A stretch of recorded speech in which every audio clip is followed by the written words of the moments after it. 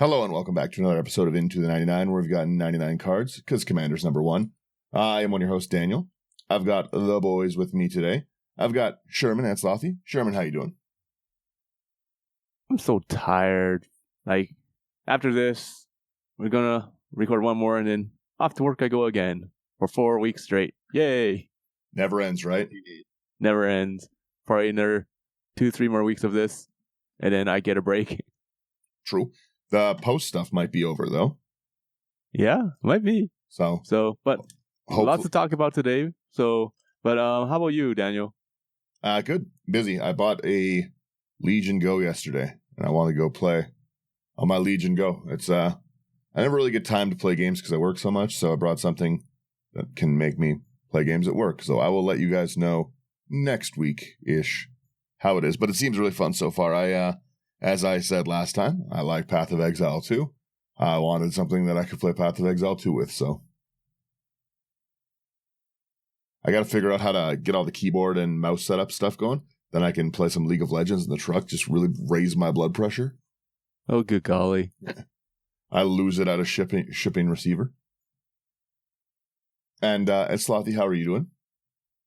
I'm not too bad. It was fairly easy week. Finally back at work, which is nice. Yeah, that's really about all to report. Went to see the new Lord of the Rings movie last night, and that was pretty fun. The animated one? Yeah. Nice. It looks good. Yeah, it was really good. The only really gripe that I had was the dialogue was clunky sometimes. But other than that, it was phenomenal. I find that with because it's animated, right? I find just a lot of the voice acting for really good actors just doesn't translate wonderful to an animated movie. Mm-hmm. There's I've been watching. I like musicals, so I've been watching a bunch of Has Been Hotel. So I really like the musicals because I like Alex Brightman a lot. And the girl who plays Rosa in Brooklyn Nine-Nine, I can't remember her name, but she's. Do you know who I'm talking about? Stephanie Diaz. Yes, she's a great singer, but she's one of the characters in it. And whenever she's talking, I've found it just so clunky and awkward. And she's not like that when she's actually acting, right? So it's it's such a weird difference. Man, I love Has Been Hotel. Really good songs. You like that? They also have the other one with Hell of a Boss. Yeah, I haven't got to that one yet. Yeah. I really liked the Beetlejuice musical, and that's what I found Alex Brightman in. Mm-hmm. And I want to watch that. I want to go to that, actually. It's coming out here soon. Yeah, in next year. Let's go. Or we just a month away, pretty much. Into the 99 does Beetlejuice. That would be a secret layer I would enjoy. Absolutely. They kind of did it a little bit with the thrice named whatever card from Duskmorn. Which one was that? It's meant to be a play on Beetlejuice. Oh yeah. Okay, I know which one you're talking about. I don't remember the card, but yeah, I know what you're talking about. Looking it up now? Yeah, I'm trying to find an MTG Beetlejuice card. Yeah, because there's a card called Say Its Name. You pay 1 in the green, mill 3 cards, then you can return a creature or land. Exile it and 2 other cards named Say Its Name. Search your graveyard, hand, or library for whatever. Tanakh. Pardon my language. Sorry. It's early. Let me. Beep, beep, beep, beep, beep, beep, beep, beep. Whoops. Sorry. I don't talk like that. Who's that for? Alatanok, yes. Thrice called. And it just, whenever it becomes a spell of ability and opponent controls, draw a card, discard it, return target land from your graveyard. They didn't do a great job with it, to be honest. Yeah, fair. Yeah. But, anyways, we are talking we're talking about favorite cards. Spoiler alert, Alatanok is not one of them. And if you hear any of these favorite cards, you can hit one of our sponsors up for these cards, Daniel. Oh, yeah, go to housecards.ca, promo code IT99, fast shipping, faster even now that the Canada Post is going to be back to business if you want nice, cheap shipping. Get to work, They should be. They should be. They said they're intervening, right? So I kind of feel sorry for the Canada Post guys, but at the same time, it's been a month long, and they're so far apart for negotiating. Yeah. Mm-hmm. But yeah, I was gonna say, just get back to work. House of Cards does not endorse this. No, housecards.ca. They are just a great business to work with. You get a discount at checkout. It supports us. It gives you price off. There's no losing in it. So again, housecards.ca, promo code IT99. And there's a lot of really, really cool cards. I think we're all going to have pretty different favorites. I think we're all just kind of round table it out a little bit and see what everyone likes. Yeah. But let's who wants to start us off with some of our favorite cards of 2024? And there was a lot. There was a lot of cards that were released. Like, we're talking obviously new cards here that were released within the year or so, and the sets go from like Murkoff Manor, Fallout, all the way down to like Foundations. Like, there's so many. Yep. So, but like my list, I don't know about you guys. My list consisted of things that I really enjoyed and things I hated going against, but I think other people would enjoy a lot. I like that a lot, actually. I'll start off. Yeah, you start us off. Okay, the first one I'm going to start off with is called Giggling Skitter Spike. It's 4 mana. It's from the Duskmourn House of Horrors Commander. But it's basically artifact creature for 4 mana. It's a toy. It's a 1/1. It has indestructible, which is so annoying. Remember how I say this is more and more common? We have to have exile. Mm-hmm. This is one of the reasons why. Okay, when Giggling Skitter Spike attacks, blocks, or becomes the target of a spell, it deals damage equal to its power to each opponent, and it has monstrous 5 for 5 mana. This is such an annoying card. Such an annoying card. That's pretty rough. Like any I've almost died to this so many times. Any spell is rough. If it was spells opponents control, that'd still be pretty good, but that's rough. That would be fantastic. But the fact that you can target it yourself. So it's like, okay, like it's a 1/1 right now. That's giant growth it. Okay, so you target, so everyone takes 1 damage. Now it's a 4/4, right? So, and then you attack, and now everyone takes another 4 damage from the attack, and whoever's attacking can either like block or whatever, but and that's indestructible. And if you try to do something to it, you still take more damage. It's really crazy. Mm-hmm. And like, it's not that expensive. Like, it's a pricey card, yet not. It's under $10. Places have it anywhere between $6 to $8 normally. I've seen it lower at times, but yeah, and especially during the holiday season, you know, if your LGS has a sale, hey, you know what? This might even drop under $5.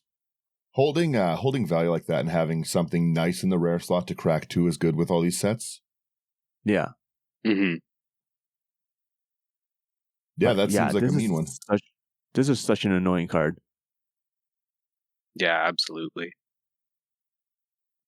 You want to? Who wants to go next? You know what? I'll go next because there's one I want to talk about. I really, really, really like the card Perch Protection. Perch Protection from Bloomborough I thought was really, really cool. It's such a unique and strange mechanic of that, the gifting an extra turn to get the extra ability. I think that's really, really cool politics. It's a very, very nice way to take a player out and stuff. Also give yourself the protection, and it just does a lot. So at like 4, 2 white, you can gift an extra turn. It's an instant. You create 4 2/2 blue birds with flying. First off, even just at 6, 8 power of flying blockers instant speed is a pretty phenomenal card. That's pretty decent. If you're in a deck that has any token generation or doubling, like 6 mana would make you 8. That's pretty crazy, right? But if you promise the gift, you say, hey, Sherman, take an extra turn and kill Slothy. Smite him. All permanents you control phase out, and until your next turn, your life total can't change, and you gain protection from everything. Exile it. I really, really like it. I don't like seeing Teferi's protection in every deck. You know, it just I at least think that Perch Protection is silly.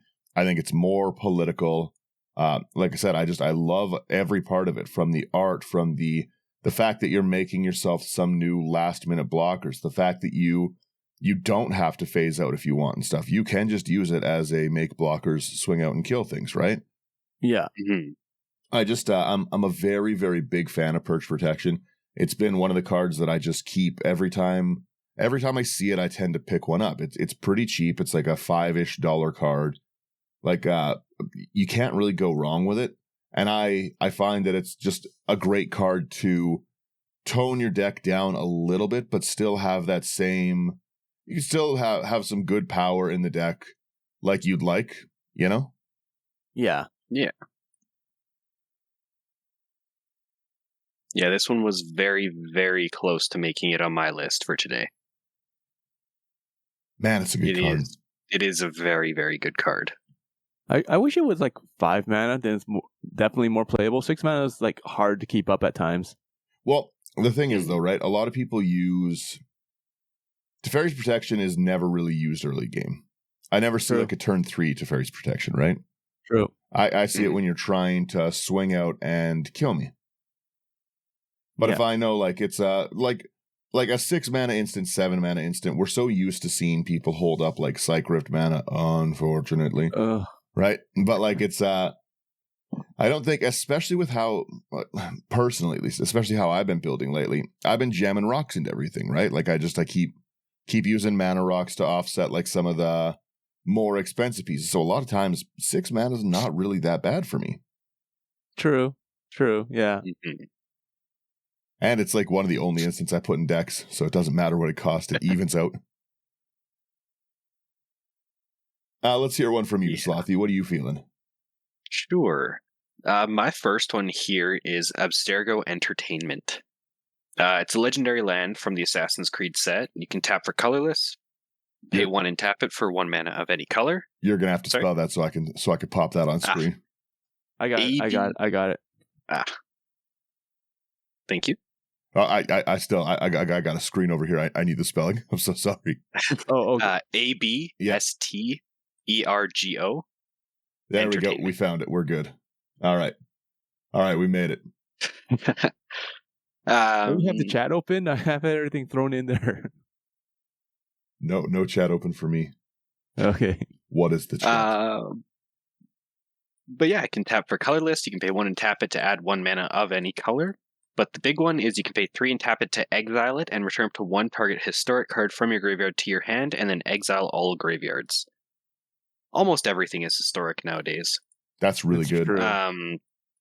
So being able to bring something that got targeted back and then kind of Bajuka Bog everybody, I find that awesome. The recursion built into a land is phenomenal. Mm-hmm. Yeah. Yeah, I'm a massive fan of how they did this one. And it's also very flavorful.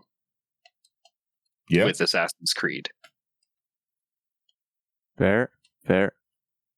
No, I agree. Like a lot of things are historic now. And like the fact that you get a Bajuka Bog everything is really nice. Yeah. So yeah, it's nice to keep. Sorry, go ahead. I was just gonna say it's nice to keep those graveyard people in check. Yeah, right. I don't know what you're talking about. Remember, you said that, so if I pull this on your doctor deck, you can't be mad at me. That is true. Yeah. It's your fault. You deserve this. Yeah. All right. Let's go on to another one here. So, what's a fun one? Oh, you know what? From a set that I did not care much for, but it seems most people didn't, but I think there's still some banger cards there. Final Showdown from Thunder Junction.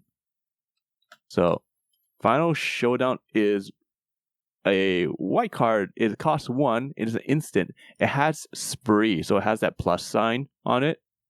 So you can choose 1 or more additional costs. So the +1 for it is all creatures lose all abilities until end of turn. This is something I love because it gets rid of the indestructibility. Mm-hmm. Right? But on top of that, for another +1, choose a creature you control. It gains indestructible until end of turn. So make sure you don't choose both of those though, because and then for 3 and double white, you destroy all creatures. So it's like a 6. Really quick, the sprees go down in order. That's how they resolve. So it loses all abilities, then it gains indestructible. So you're so it's safe. timestamped. Yeah. Yeah. So, but still, it's fun. Like the fact that you can get rid of everyone's indestructibility and destroy all creatures after that is what I really like. So it's not an exile effect. So things are going to the graveyard, and if you are playing something that is graveyard centric, you're still fine, and you're still finding ways around people's indestructibility. Yeah. So I like that one a lot. That's a good option. The spree cards in general, I thought were pretty. I think they're pretty interesting. I hope they bring them back as more of a recurring, like theme. Yeah, I think that they do a lot of like cool stuff. yeah. Like I hope they do bring it back in another set. I don't know how many people want them to go back to Thunder Junction just because the set wasn't really well received. Terrible. Yeah, like if you look at the numbers, it didn't do well. But like if they come up with like another plane and they throw in spree, hey, you never know, right? Well, especially now that we have like the ability for them to go plane to plane, I would love to see Foretell somewhere else. Yeah. Right. I like it. It's a nice one. Let me pull one of mine here. We have our Doll Maker shop. I love this card. It is very, very cool. Where's my rotate my card? There we go. Now I can nice and read. Doll Maker shop. It's 1 white. Whenever one or more non-toy creatures you control attack a player, you create a 1/1 toy. I like it. Again, nice little artifact and like token generation. Pretty cool. And then it has Porcelain Gallery, which is 4 double white. Creatures you control have base power toughness each equal to the number of creatures you control. The room mechanic not using the stack is pretty interesting because it's very easy to dump this out early, and people basically have to remove it. You can't leave a power toughness enabler alone in a weenies deck. Like it's just like you have it's again. I run this in Rigo. I've spoken about Rigo at length. It's I'm a big fan of it. Yeah. Oh, your Rigo decks. Yeah. Oh, so really quickly, I was going to say, so far, very interesting that most of our favorite cards are like, we've got out of the 5, 3 of them are white cards already, and everyone's like, white sucks always. They've been powering white like crazy. Let's face it. They've been giving them heat. Yeah, a lot of heat. Because people dumped on white for so long. Wizards just like, here, just be quiet. Here, take more stuff. Yeah, there definitely seem to be overcorrecting. But that's the nature of it, right? Like you're gonna have power creep everywhere you go. Like look at Fell, Fell, just simple, right? Yeah. So it's just destroy. It's 1 in a black, instant destroy target creature. It's just a better version of Terror. Yeah, Fell's good. So yeah. So it is what it is, right? But that's where you're getting stuff like that from, right? So, anyways, whose turn is it? It's Slothy here. All right. Let us keep the white cards coming. I've got Unwanted Remake. It's a single white. It's an instant from Duskmourn. Destroy target creature. Its controller manifests dread. That's great. I am a massive fan of this. Being able to get something off the board. The 2/2 doesn't really make a difference, and it's even more fun if it is a creature and they can flip it up later. Yeah. And it's very tongue-in-cheek with how a lot of people feel about a lot of modern horror movies. Mm-hmm. And I just think everything about it is perfect. That's fair. I got to put that on my list of ones to get. That is a phenomenal uncommon. 35-cent card.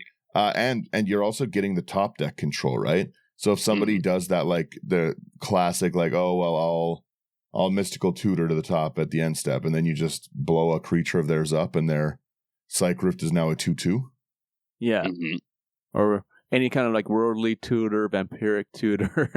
Yeah, just any deck that is trying to stack the top, right? Like there's a lot of things tutor to the top, brainstorm kind of things. Like Mhm. Yeah. this is great against the You know- Aminatu deck where they're trying to miracle things. Yep. You know what'd be funny? If you're like, hey, Daniel, I'm gonna gaming symmetry with you. We both get a search. And then like, oh, before I'm done, Daniel, unwanted remake. I destroy one of your creatures. You manifest Rampant dread atop. disrespect. you especially if you used it to go scheming symmetry to get the unwanted remake and then made yourself draw a card. And then do it. Rampant disrespect. Hilarious though. That's so funny. But like, you're grabbing a card that I know you really, really want or need, and I'm making sure that I get rid of it. Yeah, Right? exactly. Oh, disrespectful. Hilarious Mind games. Mind games. So, you know, speaking of mind games, you know what's a good fun card that was in my top list? Is Prisoner's Dilemma, because this is a mind game. Okay? When we first saw this, I thought it was hilarious because it's all about game theory. Okay, Yeah. so Prisoner's Dilemma. 3 double red. It's from Murders at Karloff Manor commander set. Okay. It's a sorcery. Each opponent secretly chooses silence or snitch. Then the choices are revealed. If each opponent chooses for each opponent chosen silence, Prisoner's Dilemma deals 4 damage to each of them. If each opponent chooses snitch, Prisoner's Dilemma deals 8 damage to each of them. Otherwise, it deals 12 damage to each opponent who chose silence and has a flashback of 7. That's silly. It's a fun, silly card. The damage is not a big deal, okay, unless, you know, like you guys like kind of snitch on each other. But like, it's not a big deal, but it's just fun and it creates chaos and you create enemies because like it's like Slothy, you said you're gonna choose this, but you didn't. What the heck? Now I'm gonna spend the rest of the game just targeting you because you know hurt me or screwed me over because you lied. I'm coming for you. Yeah. So, and that's the thing. Like I said, the damage doesn't really matter. It's just the fact that if you guys, everyone can talk it to each other, but the moment someone like breaks that promise, everyone's after that one person. Yeah. Mm-hmm. So, yeah, it's a fun card. I like it. I've got to. I have to make sure I don't do this entire episode of just me naming Bloomborough cards. But man, do I like Bloomborough. It's another gift one.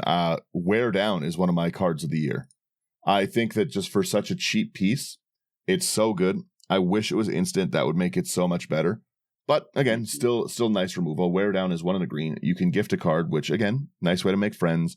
I like the gift mechanic in general, like group hug player at heart. You destroy target artifact or enchantment. If the gift is promised, instead you destroy 2. That's great. That's so easy to make a deal with. Like Sherman says, hey, I need to get rid of this. You know what? You owe me a favor later. I'm going to give you a card draw. We're going to blow up 2 of these things. Yeah. Mm-hmm.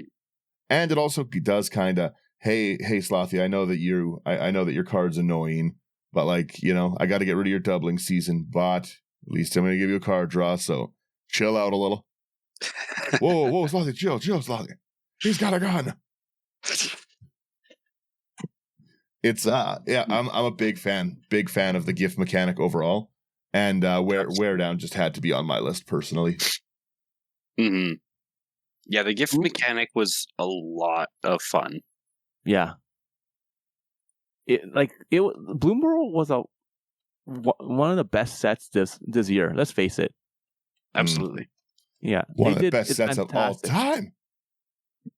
Like it felt like we're back into what Magic was, right? We don't have like cities or cowboys or anything. It's like all animals, fantasy, and whatnot. They had great mechanics. They had a gift mechanic, the offspring, things like that. Mm-hmm. Wonderful cards, fantastic artwork, and it was fun. Mm-hmm. It was super fun to play. Agreed. Slothy, what do you have for us? All right. The next one that I've got is also from Bloomborough. It's from the Commander decks. And let me preface by saying two things. I feel like Dan has this on his list as well. And I did not like this deck. But we've got Miss Bumbleflower. Yeah. I love because Mrs. as a Bumbleflower. card, Miss Bumbleflower is amazing. It's 1 green, white, blue for a 1/5 legendary rabbit citizen with vigilance. Whenever you cast a spell, target opponent draws a card. Put a +1/+1 counter on target creature.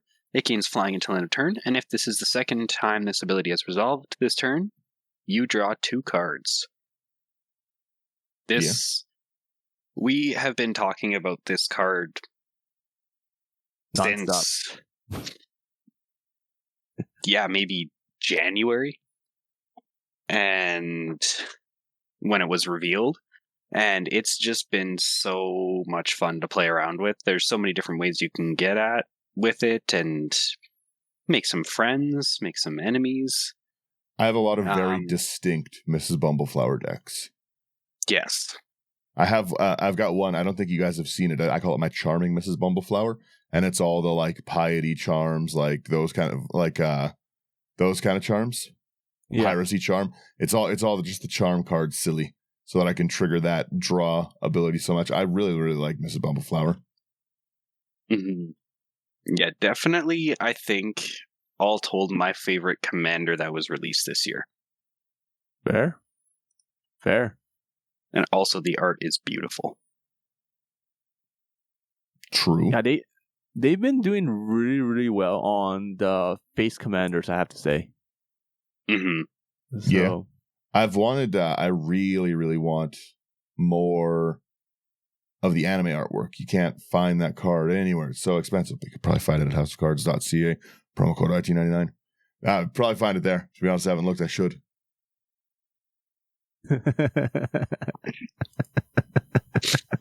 Sherman, what do you got for us? You know what? Let's stick with the face commander theme here. All right.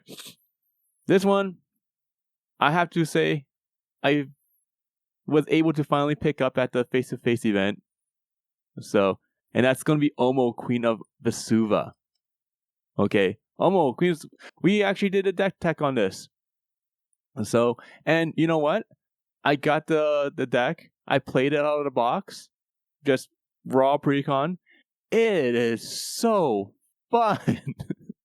Like, the fact that you can make creatures and your lands into every type. Like the fact that you make your lands every type is really, really, really fun. Mm-hmm. Okay. Let's just say that. The only disappointment I have is the fact that they have an infinite combo in the precon. That is the only problem I had. Yeah.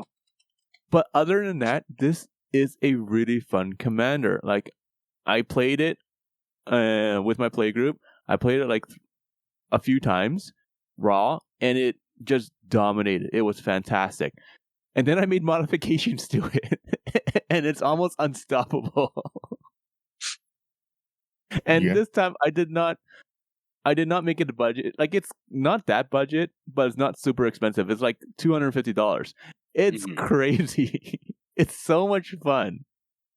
So, but yeah, like one of the things I love about it is, like I said, the fact that you're making your lands every type.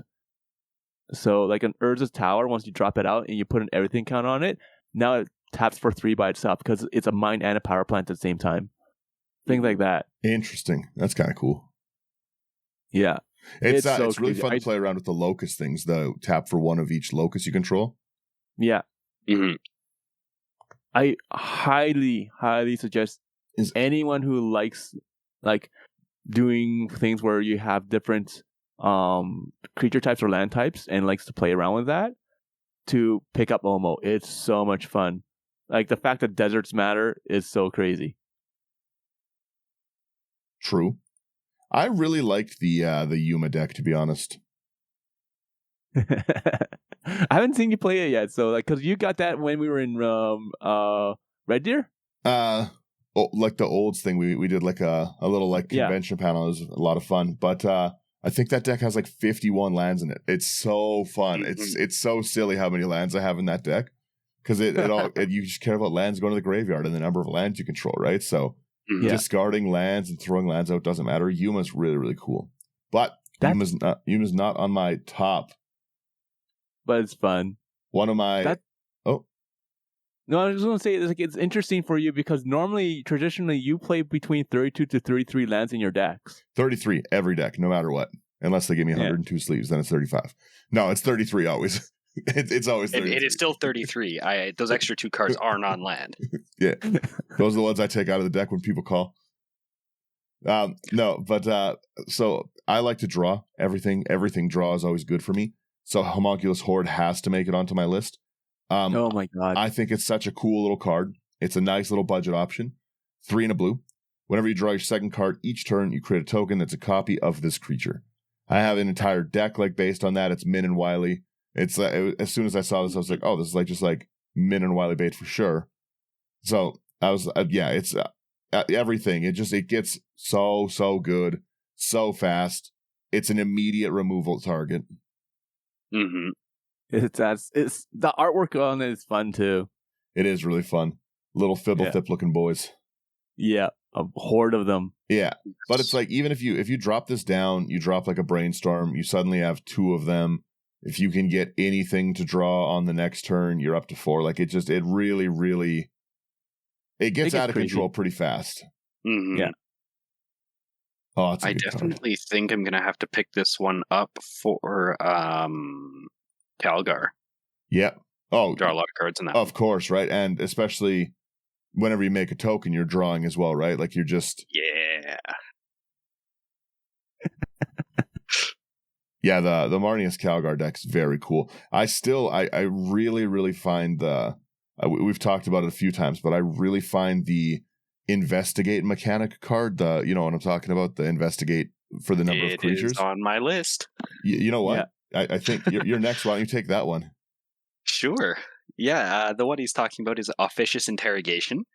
White and a blue for an instant. Costs white and blue more to cast for each target beyond the first. Choose any number of target players and investigate X times, where X is the total number of creatures those players control. I think when I did that to you at the convention, it was 41 times. Yeah. And investigate is a separate trigger each time. It's different than create X clue tokens. Yeah, investigate each time. It's I would say it's one of the cards I've seen you enjoy playing the most for the year. Yeah, 100%. Yeah, every time I have seen you drop that card, you've been having a good time. You've been having a good game. Life's going well. Yeah, absolutely. And like even if you get 6 clues out of it, that's still 6 clues you're getting out of it. Yeah, it's a lot. There's a lot of token decks out there, so you're likely to get more. I wouldn't say most of the time, some of the time. Yeah. And let's face it, like even if you use them, like let's say you're an artifact theme where you sacrifice artifacts, that's like another 6 artifacts you can sacrifice to. So why not? Exactly. You have a KCI, sure. Mm-hmm. You know, turn that into some mana. Yeah, 12 mana. I'm down for that. Granted, how much mana you would have spent that time? Yeah, whatever. Who cares? So, but yeah, no, that like when you play that, I'm just like, I gotta find it. I gotta add it to my deck.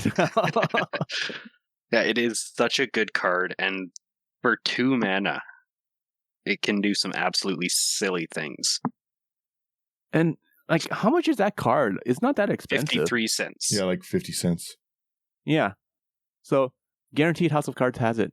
Mm-hmm. Mm-hmm. Yeah, that's a fun card. I like that. I like it a lot. It's very cool. Yeah. This one is a fun one, I found. I like this one a lot. It's from the Fallout one. It's Yes Man, Personal Securitron. So Yes Man, Personal Securitron is a 2 and a white legendary artifact creature robot. It's a 2/2. You tap it, target opponent gains control of Yes Man, Personal Securitron. When they do, you draw 2 cards and put a quest counter on Yes Man. Activate only during your turn. It has a wild card. When Yes Man leaves the battlefield, its owner creates a tapped 1/1 white soldier creature token for each quest counter on it. So, in my opinion, this is just a better Humble Defector. Mm-hmm. And everybody loves Humble Defector, let's face it. Okay, this is just better. Yeah. I'm a fan. I definitely agree. So we're all about group hug here. This is definitely a group hug card. Yeah. I like this one. My next one, not a group hug card, but I personally think, at least for me, Art of the Year. And that is Dawn's Truce. Both versions of the card are just so gorgeous. In the video, I'll pop both of them up, but like they're for the storyline when like Maha is getting the egg back from Mabel. That's like the whole storyline of Bloomburrow, as they steal this Calamity Beast's egg to try tame it and have their own Calamity Beast. And the owl is, as a bit of a spoiler to the story, not very happy about it. And I wonder why. It's just such cool artwork, especially when you see like how big this giant owl like wrapped around. Like it's to me, like I said, it's one of the artworks of the year. And that's just before I even get to the ability of it. And the ability of it is 1 and a white with, again, gift a card. It's always a gift. Bloomburrow was a gift to me. So you can get someone to draw, which again I like to do. You and permanents you control gain hexproof until end of turn. If the gift was promised, permanents you control also gain indestructible until end of turn. And a lot of I like the gift mechanic so much because it's very fun to see people try and win with like a Thassa's Oracle, right? Thassa's Oracle been like the boogeyman for a while, but with their trigger on the stack, gift isn't a targeting ability. You give yourself hexproof, that's fine. I gift you a card. Merry Christmas. Oh no, you can't draw and you lose the game. Dead. Yeah. It's I just love the gift mechanic so much for it. But yeah, Dawn's Truce for me is just so good. The you and permanents you control gain hexproof until the turn. And if you promise the gift, indestructible. It's a great get out of jail free card. It's I would say probably one of the more powerful cards printed of the year. Mm-hmm. Yeah. So it's a pretty nutty card. What do you got for us, Slothy? Yeah. Once again, keeping the theme of white cards and Bloomburrow cards going. I've got Parting Gust as my next one. Double white for an instant. You can gift a tapped fish. And exile target non-token creature. If the gift wasn't promised, return that creature to the battlefield under its owner's control with a +1/+1 counter on it at the beginning of the next end step. I really like how this can be used both to get rid of something painful or to get an additional ETB on something that you want to bring back. I really like the flexibility of it. I think the tapped fish is kind of funny. Yeah. And yeah, I've just been a big fan of this card since it came out. It's also only 70 cents. Yeah. Fair. Oh, the silly fish. Honestly, it's a really cool card. Mm-hmm. It's a good card. It is a good card. So, it's like the fact that it's like very cheap is really nice. Yeah. Okay. I'm next here. And the card I have here is going to be a red card from Murders at Karloff Manor Commander set again. And it's going to be Hot Pursuit for 1 in a red. It's an enchantment. When Hot Pursuit enters the battlefield, suspect target creature an opponent controls. As long as Hot Pursuit remains on the battlefield, that creature is also goaded. At the beginning of combat on your turn, if 2 or more players have lost the game, gain control of all goaded and or suspected creatures until end of turn. Untap them, they gain haste until end of turn. Thank you, Wizards, for finally creating something where, if you goad stuff and it's just you and the other person, you can grab it. Because that was one of the biggest issues with a deck based around goad, right? Or forcing the combat in a sense. Is that once it was down to you and one other person, it like the goad mechanic almost didn't matter, right? Mm-hmm. So most of the time you see strategies where you're taking out one person and then the last two opponents at the same time. Yeah. You know? And that's difficult. That's really difficult. Having this card makes it so much easier to deal with that stuff. It's fun. Yeah, you're not wrong. It's a Mhm. pretty mean card, to be honest. I want my creatures I don't like to share. Yeah, and like when you have things like like what was the commander? It's Naya. Let me look it up real fast. Starts with an M. It's a cat. Oh. Maurici, Breaker of the Coil, Oh yeah. for instance, Mhm. right? So it's like you do combat damage, and then every single creature your opponent controls is goaded. Okay. Hey, once against your turn, you get all those creatures. You get them all back, yeah. So it's like, hey, there you go. Anyways, I like this. For me, the next one, obviously, it's not Kellen. It's never Kellen. It's Delny. Mm. I don't think Kellen's ever been anyone's favorite card, including Kellen. We have Delny. Delny works for me in so many decks, and I had to put Delny on. Delny's expensive. Like it's a real expensive card. It's 2 and a white. It's $30. $30. It's got to come down, but it's so good. It's a 2/2 human scout.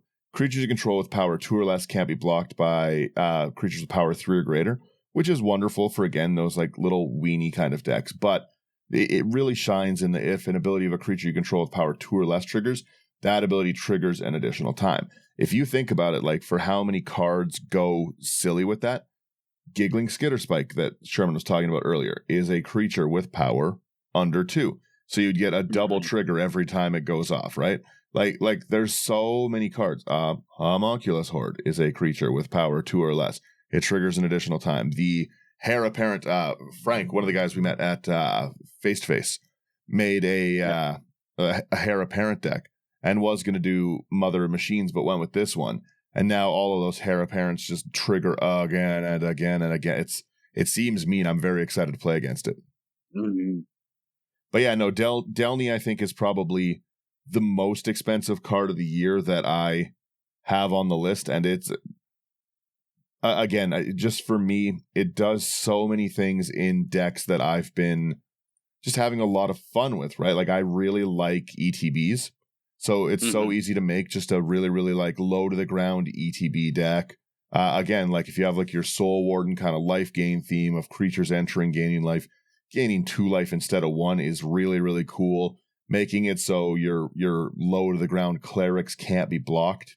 Like if Delny was Orzhov, it would be one of my like most built commanders, I think. Oh, 100%. Could you imagine Bant Delny? Just give me green, give me blue, give me take me back. We can fix it. We fix it with a Sharpie. They should have made it more colors than just mono white, just to make it more limited in what decks they would go in, because it's so strong. Yeah, well, you're not wrong. It's there's a lot of decks that just want this card. It's just a powerhouse upgrade if you can afford one or if you happen to pull one. It's just a phenomenal card, and if you don't have one, then it's okay. Like it's not going to break the bank or anything. It's not going to like your deck won't be ruined without it. But it just there's so many deck themes that could have really, really shone great with like something like this this trigger ability instead of just being stuck in mono white. Sadly, Yeah. Mm-hmm. Like truth be told, when I see someone that plays like Delmy or like any card that's like expensive, especially like this, they're like my number one target for most of the game because I know they're packing a lot of heat. When you have a $30 commander in the command zone, it's kind of hard to just be like, oh, I'm actually playing it. You know, like if you're willing to spend $30 on the first card people see, you probably have some cool stuff in the deck. Mm-hmm. Not me. It's all junk for me, but other people probably have some cool stuff. Junk is fun, let's face it. True. What do you got for us, Slothy? All right.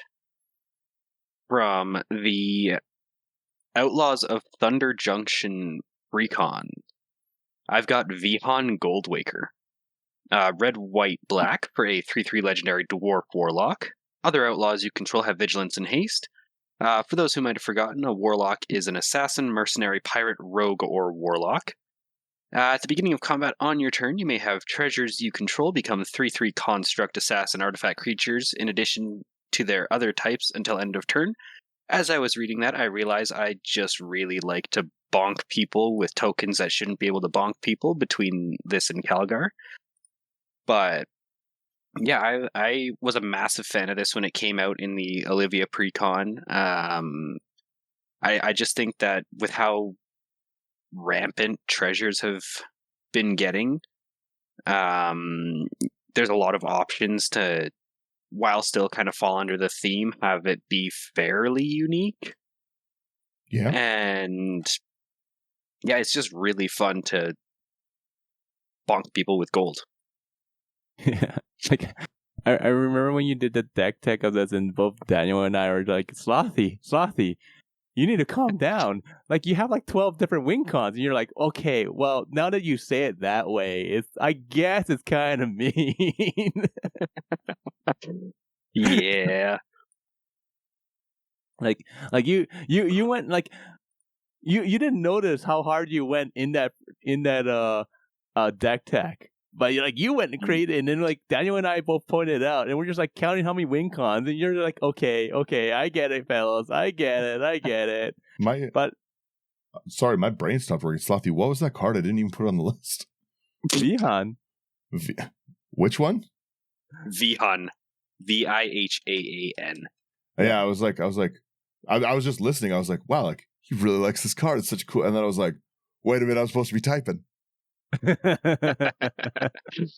Yeah, Vihan was very cool. Mm-hmm. Yeah, it's one that I feel like at this point is pretty future-proof, just with how much they've been printing treasure cards. Yeah, it's not going anywhere. Yeah, at least for the next while, you can just keep swapping stuff out and having it work just fine. It's just going to get better as time goes on because of that, right? So like some commanders, like after some time, they kind of lose their spark or their power and everything. Vihan is one of them where like it will either stay steady or go up because of the fact that treasures and food tokens and clue tokens are becoming more rampant, right? Yeah. Mm-hmm. So it's sort of like Brea, right? Brea's just gotten stronger because of all these tokens coming out and all the spells that generate tokens. Yeah. So, and because of that, it just became more popular. Brutaclad, same deal, right? Mm-hmm. So yeah, Brutaclad's totally in a great spot. Oh yeah, 100%. And should we do one more round or one or two more rounds? We got a few minutes. All right. Let's see. Oh, we have so many cards to choose from. You know what? Let's choose this one. So, shout out to my friend Dustin who plays this, and he loves this commander. It's going to be Zimone, Mystery Unraveler. Okay. It is one of the precons from Duskmorn. Okay, Zimone, Mystery Unravelers. 2 and a green and a blue. It's a 3/3 legendary creature, human wizard. It has landfall. Whenever a land you control enters, manifest dread if it's the first time this ability has resolved this turn. Otherwise, you may turn a permanent you control face up. This commander, okay, is brutal. Holy smokes! Like, having someone like flip over a massacre worm. Just from playing like in Evolving Wilds is brutal. Mm-hmm. So it's such a fun commander. Like watching him go off everything. I've never seen him not go off whenever he plays this, and like I've seen other people play it like on like YouTube and whatnot, or like in person when we're in like the face-to-face event and whatnot. Like it goes off. It does not stop. You push the pedal down and you keep going. Mm-hmm. Zamone has lots of very cool combos too. Oh, so many, Mm-hmm. so many. But the one I really, really like is the Eudora. So if you have Eudora out, whenever another non-token creature you control dies, you can turn it face down under its owner's control. It's a forest. Yeah. And Zamone's second ability is whenever a land you control enters, Manifest Dread, that's the first time. Otherwise, you may turn a permanent you control face down up. So you get Sakura Tribe Elder. So you sack Sakura Tribe Elder for a land. You Sakura Tribe Elder comes back in. You tap it for whatever, like you tap it for the green. Then you use Zamone's ability to flip it up. You sacrifice it and you just keep it going. Yeah. It's a really, really cool combo. You can also do that with like things like a Altar of Dementia. Sack a creature, target player puts a number. Yeah, so you can just like full mill people. It's Zamone has some monster combos in it. Yeah. It's crazy. It's a fun card. It's really, really funny. Connor, my brother, he's like, I'm gonna get a Zamone deck. I want a precon to play. And then he played it, I think maybe once, and then was like, well, I'm gonna put like $1,000 of upgrades into it. And he just went insane with like his just crazy land base. It's like full combo. But the fun part about it is, although it's like full of like these like crazy powerful pieces, you don't have to play it that way. It's still a cool deck with just the face down, so he can kind of power it to whatever he is playing the table. Because you don't need to, just because you have a Sakura Tribe Elder infinite mana combo doesn't mean you need to use a Sakura Tribe infinite mana combo. Mm-hmm. Yeah. Yeah. That's all I'm saying. You don't always have to go balls to the wall on everything. Yeah, you don't have to, stomp people at the LGS. For my next one, I wish I could put 5 cards on, and picking only one of them is so difficult. I love the season mechanic, so good, where you choose the 5 paws, worth of modes, the season, the burrow, weaving, the bold, gathering, loss. It's so good. But if I have to pick one of them, if I can only have one on the list, at least in one spot, it's got to be Season of Weaving. I have enjoyed playing Season of Weaving so much. Every time I've cast it, I've had a wonderful time. I think that its modes are phenomenal. I think its cost is fair for what you get, and it's like a more balanced Psych Rift that doesn't hurt everyone. But it's 4 double blue. You choose 5 paws. So for 1, you can draw a card. So floor of the card is draw 5 cards. Not a terrible card. For 2, you can choose an artifact or creature you control, create a token that's a copy of it. Again, if you just have extra mana sitting around, you have like a Gilded Lotus out. Now you've got 3 Gilded Lotus, right? That's pretty great. It's pretty wonderful. Or again, your token copies of things. And then for 3, you return each non-land, non-token permanent to its owner's hand. I play this one a ton in Arena still. Like it's just a wonderful card. But I really, really like it. If you a lot of token style decks are going to run something like this for that copy. And it is really nice to, again, make a copy and then blink everything not token to hand. Yeah. Yeah. I just, the season cards for me were just pretty phenomenal. I think it's really, really cool that in most of the cards' artwork, they're fighting the Calamity Beasts or hiding from the Calamity Beasts. Oh, I'm a big fan. Bloomburrow was so good. Bloomburrow was so good. Such a good set. Bring me back. Great storyline.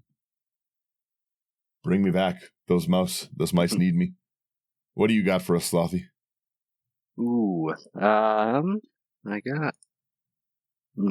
Which one do I want to do? Let's do this one. Next up, I've got Annie Joins Up. This is from Outlaws. It is 1 red, green, white for a legendary enchantment. When Annie joins up, enters the battlefield, it deals 5 damage to target creature or planeswalker an opponent controls. Doesn't matter. If a triggered ability of a legendary creature you control triggers, that ability triggers an additional time. That one does matter.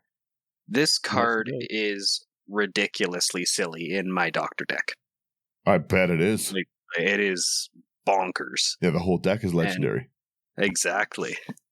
And like they're just printing so many legendary creatures in general. Yeah. Having another thing to kind of double up that trigger is always welcome, in my opinion. Yeah. It's that's a good one. It's the beginning one doesn't even need to be there, and I would still play it at that cost. 100%. It's a doubling. Let's hit one more round. Sherman, what are you thinking for your final favorite? Right. Again, these aren't in any order. We haven't been like, well, I've got a but if you get one more, what's on the list for one more? Yeah, we got to do one more, or else we will be talking about this forever. You know what? Let's go with this one. Watchful Rad Stag from the Fallout. So it's a 2 and a green creature, elk, mutant, 2/2. It has evolved. So whenever a creature enters the battlefield under your control, if that creature has greater power or toughness than this creature, put a +1/+1 counter on this creature. Whenever Watchful Rad Stag evolves, create a token that's a copy of it. This card is really, really, really bonkers in a blink deck. Mm-hmm. Okay? Or flicker, or whatever you want to call it. What's up, Thunder? How's it going? Anyway. So whenever let's say you have like a Displacer Kitten out or something like that, and you bounce something, if you bounce something that's like greater than a 2/2, okay, you evolve and you create another a Reg Stag, and you keep on going, and it gets out of control so quickly without even doing anything but doing what your strategy is. And in all honesty, most of the time when you do this, you just dirtle. So like something that Daniel knows quite well. It's all I do. It's all I do, baby. Yeah, you just sit back. It's like, okay, I feel bad if I attack with these 40 like 4/4s because that's how big they I had them at, or like 5/5s or whatever. So I'll just pass and just watch it keep on going, because every time you bounce something, hey, it just doubles or triples or whatever, right? Mm-hmm. Yeah. So, but yeah, it's a really fun card. It's not that expensive. It's pretty cheap. You can find really cheap copies of this. So, like normally they're under $1. They might be $1.50. I think there's some that are foils and everything, or whatnot. So those are gonna be more expensive. But yeah, it's a really, really fun card. I like it. Mm-hmm. We gotta obviously pay homage to Nadu. Nadu should be on the list of best cards, but not favorite cards. No, for me it's a card that I didn't really have respect for until I saw a deck made by Slothy. And as he said in the deck, you gotta do it to him. I pick Lava Spur Boots. Lava Spur Boots are so good. So good. From the Felix 5 boots is where I saw this the first time and actually paid it attention. And it is a 1-mana equipment. Equipped creature gets 1/0 haste and ward 1 for equipped 1. I love it. That ward 1. Oh, so annoying. Yeah. Ward 1, even realistically, even if it didn't have the word 1, I still would play it and think that it's all right for what it is. 1/0 haste at 1 is still pretty great, but I just I think it's been just a playable card. I find myself in deck techs I do like more of like my silly kind of decks, right? But in ones where I'm actually trying to like crack people, Lava Spur Boots is in the list. Yeah. Sometimes you gotta absolutely bonk people quickly. I've got Lava Spur Boots in my Lumra deck so that I can really smash people. Fair. Yeah, Lava Spur Boots, phenomenal. This one's real funny in the Mind Skinner. Oh, I bet it is. Turn 3, you can all mill $11 or 11 cards. The way I build, it's not even $11. And what do you got for what's the finale card, Slothy? Make it good. I know it's Kellen. I know it's Kellen. Yeah, actually we got Kellen joins up. I'd throw up. No, I'm just kidding. It's a backup commander from Duskmorn. It is the Lord of Pain. Oh, yeah. 3 black and a red for a 5/5 legendary human assassin. It's got menace. Your opponents can't gain life. And whenever a player casts their first spell each turn, choose another target player. Lord of Pain deals damage equal to that spell's mana value to the chosen player. If you ever want a fast game. Yeah, the Lord of Pain puts in work. I've actually had a ton of fun. I've seen you and our friend Emery plays that pre-con as well. Mm-hmm. And I think the Lord of Pain has just been a really, really cool deck to see play out. Yeah, it's a lot of fun to play, and the deck, like straight out of the box, is phenomenal. I didn't have much respect for a lot of the sets of the year. So like I didn't really look at it, but I think I might want to pick that one up. It was the Duskmorn Commanders did a pretty good job. Mm-hmm. Yeah, I like it. I also really love the breakdown of our list prices here. It's for my list, it's 8 cards, $58. Sherman, 8 cards, $23. Slothy, 8 cards, $18. Let's go. Damn it, Not Delny. bad. Not bad at all. Damn it, Delny. Oh, it's actually really funny. Our favorite cards of the year come out to $100. $100.38. Oh, wow. That's not bad. That's not bad at all. We're on that budget list all day, every day.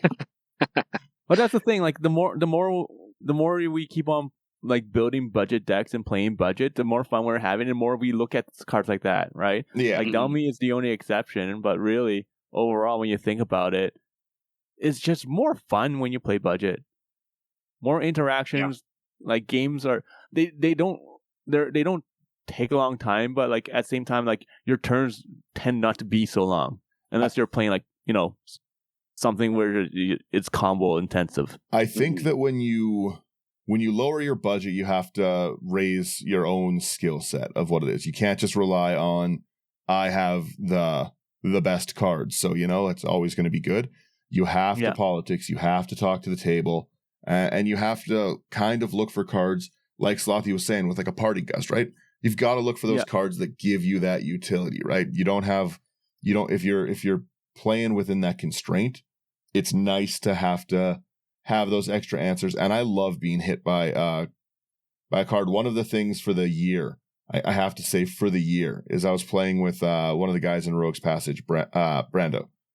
And we were playing, he had a Miram deck. And I was playing my like Selvala Angels deck. And it's a powerful deck. It's a powerful deck. That deck is usually my I'm winning the game deck. And he hit me with Sleep. He just played the card Sleep, or just put a stun counter on with it, put me right to bed. I was fuming. I was looking at that. I was like, "This card regulation?